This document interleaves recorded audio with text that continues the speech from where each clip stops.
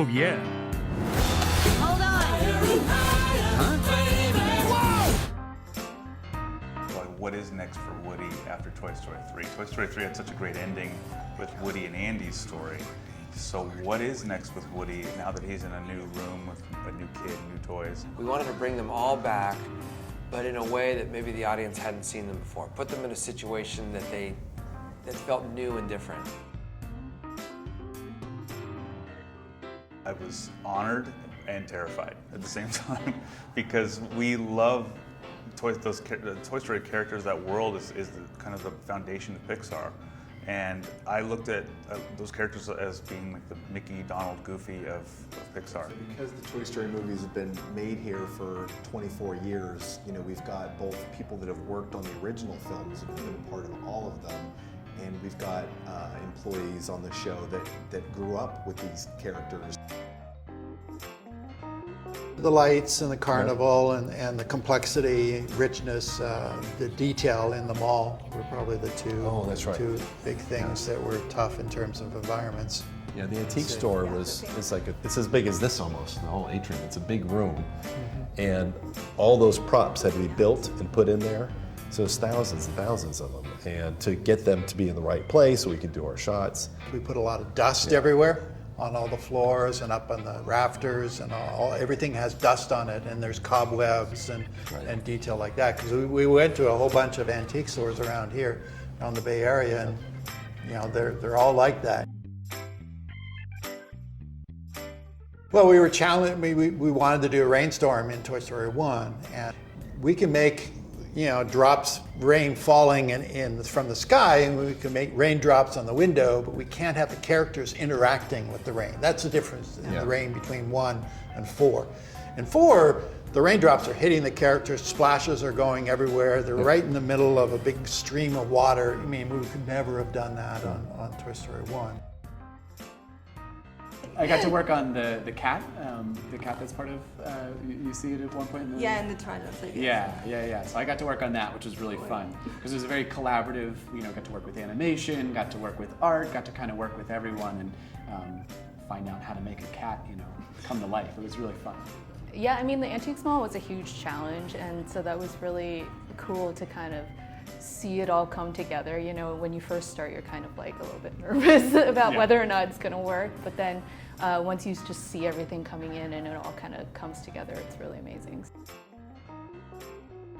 I love seeing the transition of all these toys that used to be played with by Andy to Bonnie. We did a lot of explorations of what Bonnie's playtimes would be, and we wanted them to feel different from Andy.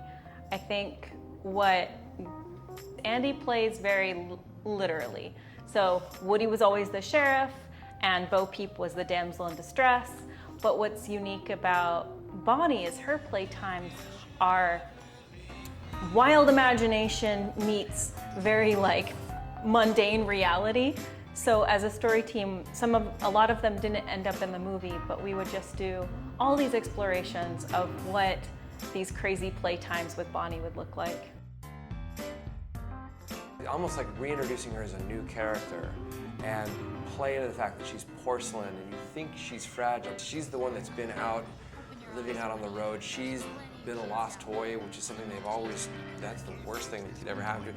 And she's okay with it. So she's out there and she's traveled the world a little bit, and we just loved this idea of making her surprising and real and nuanced. And so she kind of became the central core of the film. I hope that Bo is able to get through to Woody and impact him. I think what's great about them is we put these two characters with very strong points of view and very strong philosophies towards how to be a toy, and they also have this history. So now they're coming back together. Bo's not just any toy that he's meeting on the street, it's a toy that he has history with. It kind of started as two things. As a joke, we were just thinking, well, what happens if Bonnie made a toy? But also it came out of the truth of what kids actually do, which is they play with things that aren't packaged as toys all the time. Like our kids will open Christmas presents and play with the box more than the actual present. So there's a truth to that, and all of the Toy Story films we build on the truths of the world of toys. And so we just thought, well, what would happen if Bonnie made a toy and it came to life? It wouldn't know anything. It wouldn't know, it never saw Toy Story 1 through 3, so it doesn't know the world, doesn't know the rules. And that just became really funny to us, and also kind of opened up a new area of Toy Story that we've never seen before. I love about Forky is he kind of gives us the chance for Woody to really state kind of the importance and the significance of what it means to be a toy. You know, Forky has so many questions because he doesn't understand anything, and it actually gives us the chance in the film to really understand clearly and hear from Woody what is the value in being a toy, what is the job of a toy, and the importance of a kid to a toy. In the Antiques Mall, right? I mean, you mentioned this before, that every film is represented, right? Yeah. So every single one is out there, and we do pay attention to the fact that people notice that stuff, and so it's really fun for us when the movie comes out and everyone's like, look at all this really cool stuff, and they find those little details. So I don't know, I love all that stuff. It's great. There are some kind of very subtle old school computer graphics Easter eggs, so they're not from previous films necessarily, but I think those are pretty cool, because I mean, we're all like, even though we're also artists, we are also kind of scientists. We're all kind of nerds too, so we love that stuff.